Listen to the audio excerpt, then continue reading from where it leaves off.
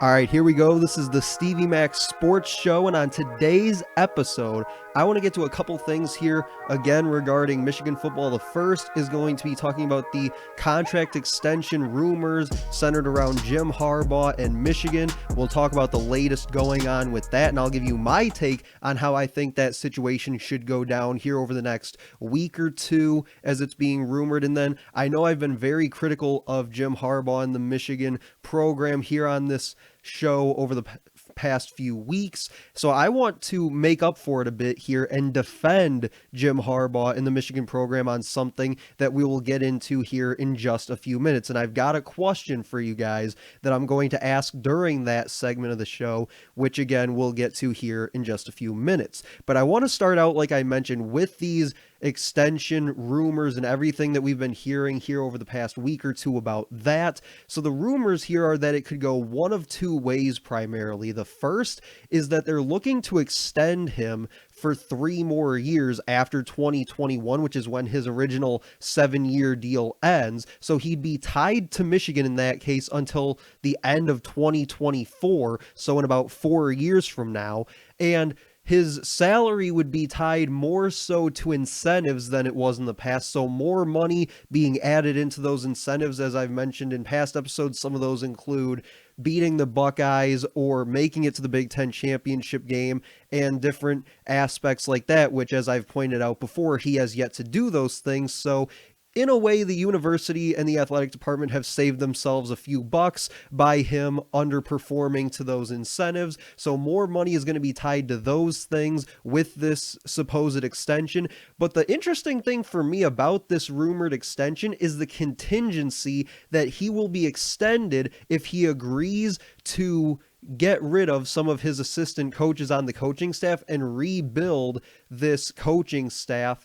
And I think for me, if this is the way that they're going to go and he does agree to do that, I want to see the entire defensive coaching staff replaced from this year to next year, because I think for me, that's really the only way I see him being extended or keeping his job after this year. Not even just after 2021 when his contract ends, but even just after this week at the end of the season, is if he replaces every single one of his defensive coaches. I'm talking Don Brown as defensive coordinator. I'm talking Mike Zordich in the secondary. I'm talking Shoop. I'm talking Sean Nua, all of them. I want them all gone because, as I've pointed out here on the podcast before, their defense has given up 24 or more points in every single game this year and dating back to the Ohio State game of last year. So that's about 8 consecutive games where they've given up 24 or more points.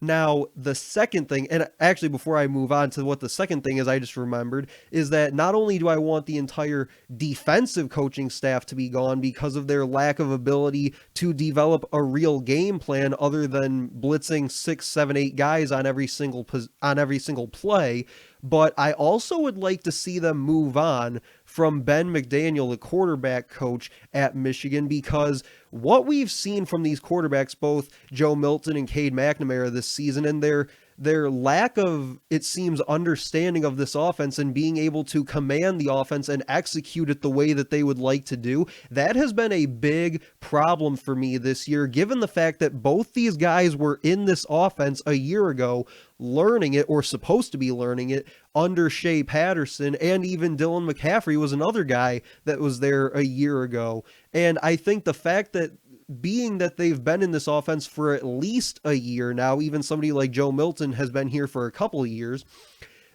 not having them prepared the way you would have liked to see them coming into this year and even to this point in the late stages of this season, I think has been a big problem for me with that position and the way that they're being mentored and coached. And I think that a lot of that falls on the position coach, which is McDaniel. And I think some of that also falls on Josh Gaddis as well, but I think more so it falls on the position coach more specifically.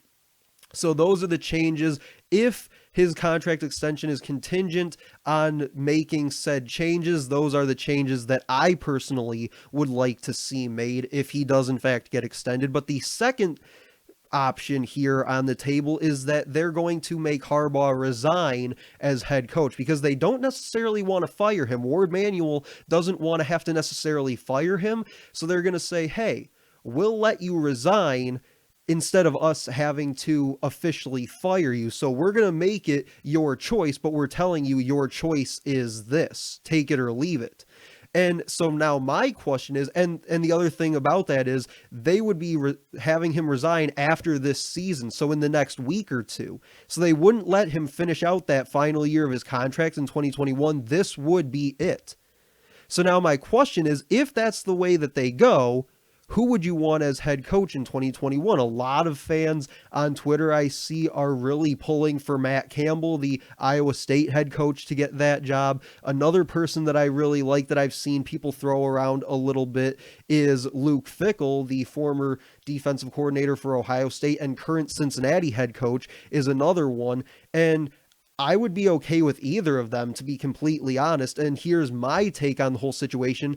I think it's been 6 years, and that's more than enough time for Harbaugh to have done anything with this program in terms of winning and beating the Buckeyes or making it to the postseason, other than just a New Year's Six bowl game every so often. He's had more than enough time to build this thing the way he wants to, and I think that the program at this point just looks dead.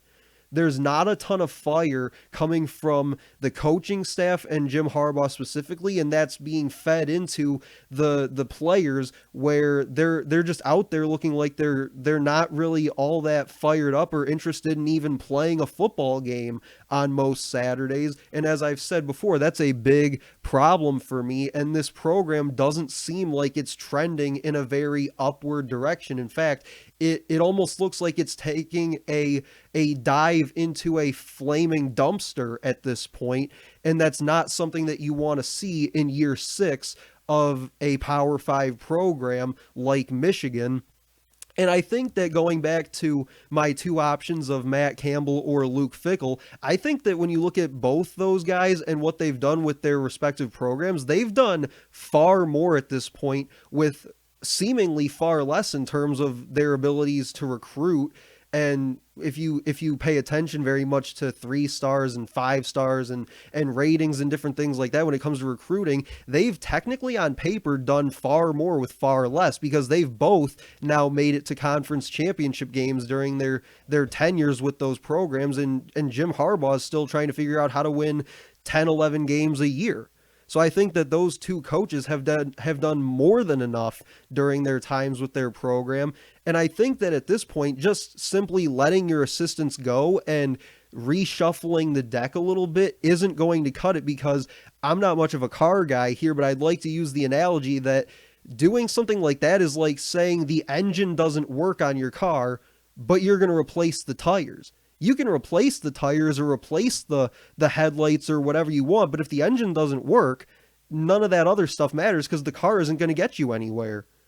And I think that when Michigan brought him here, him being Harbaugh, on this 7-year deal, which to me I thought was way too much. I would have liked to have seen them give him a 4, maybe 5-year contract at most. But I think looking back on it, what they were looking for was that Kyle Whittingham, Pat Fitzgerald lifetime guy, where they've been at, Whittingham's been at Utah for 10, 15 years. Pat Fitzgerald's been at Northwestern for 10, 15 years. I think that's what they were looking for when they brought Harbaugh here, was that lifetime guy where he'll be here for 10, 15, 20 years to finish out his career, and he'll really build this thing up and bring it back to where they wanted it to be. But it's year 6, and there's no signs of any of that ever coming about.